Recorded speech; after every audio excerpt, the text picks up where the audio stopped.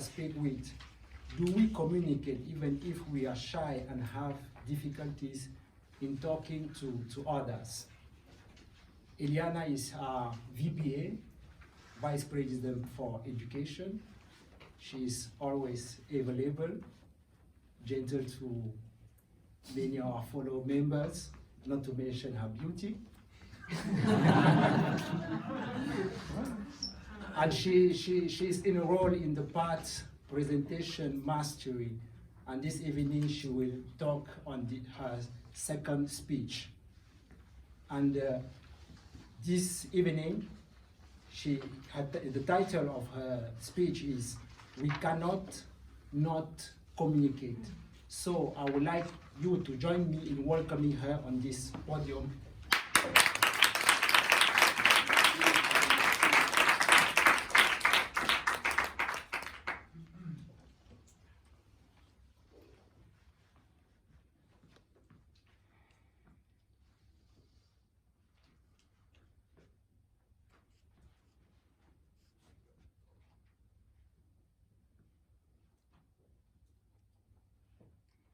Silence sometimes is hard to understand. It is uncomfortable, isn't it? It's tough to look at someone on a stage in a complete silence. You were waiting for something to happen, but silence itself is communication. We just had a conversation through our eyes, our smile, our body. One of the axioms of communication is you cannot not communicate. Me?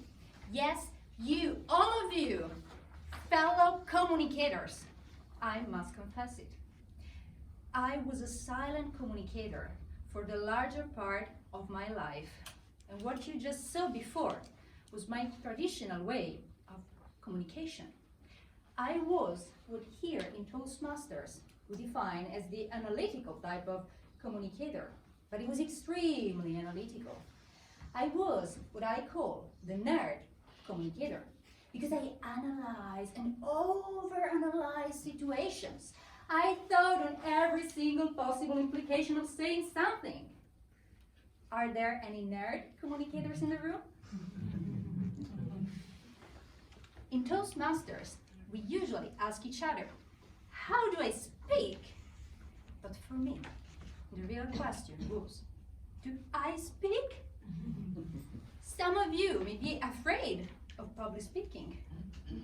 And you are lucky, because I wasn't afraid of public speaking. I was afraid of speaking just in front of one person, say my name and introduce myself. And my body didn't help me to be open to people. When it was in public, I was so uncomfortable that sometimes I used specific position of my body. Like, for example, sometimes I used the fig leaf position or the T-Rex position. And when I was very uncomfortable, my favorite was the unsociable contortionist. So, and I also have an internal voice. Do you have an internal voice? Good. So every time I was starting to speak, my internal voice was saying, I dare. Did you say a word? Well, I tried. No, don't do it again. Do not try. Why? Because they will judge you. Don't say a word. So I listened to my internal voice, but sometimes I was forced to meet other people and speak. I remember once I was invited to a party, and the picture was this. I was back in a corner, looking at my phone, with my arms and legs very close to my body, praying that nobody came near to me to speak. But, hi, what's your name? How are you enjoying the party? Is it fun, huh? I felt like a rabbit near a hunting dog, and my thinking was, oh, please go away. I don't want to speak.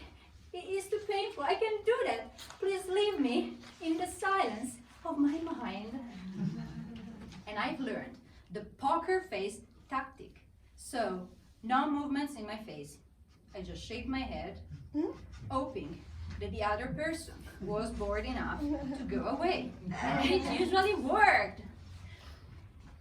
What kind of communicator am I today?